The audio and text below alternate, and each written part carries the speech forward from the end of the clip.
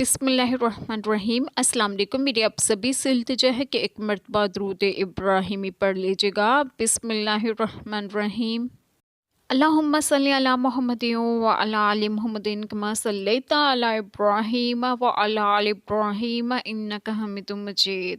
اللہم بارک علی محمد وعلی آل محمد کما بارکت علی ابراہیم وعلی آل ابراہیم انک حمید مجید۔ بسم اللہ الرحمن الرحیم۔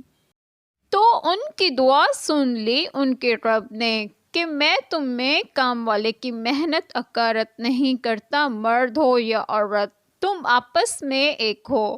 تو وہ جنہوں نے ہجرت کی اور اپنے گھروں سے نکالے گئے اور میری راہ میں ستائے گئے اور لڑے اور مارے گئے، میں ضرور ان کے سب گناہ اتار دوں گا اور ضرور انہیں باغوں میں لے جاؤں گا جن کے نیچے نہریں رواں۔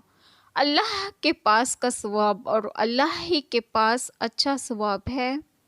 بسم اللہ الرحمن الرحیم۔ آج جو بات میں آپ لوگوں سے ڈسکس کروں گی وہ یہ ہے کہ اس آیت کریمہ میں ہے کہ جزائے اعمال میں مرد و عورت کے درمیان کوئی فرق نہیں۔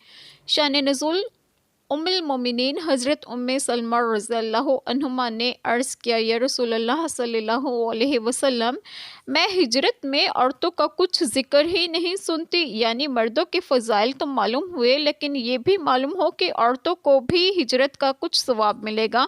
اس پر یہ آیت کریمہ نازل ہوئی اور ان کی تسکین فرما دی گئی کہ ثواب عمل پر مرتب ہے، عورت کا ہو یا مرد کا ہو۔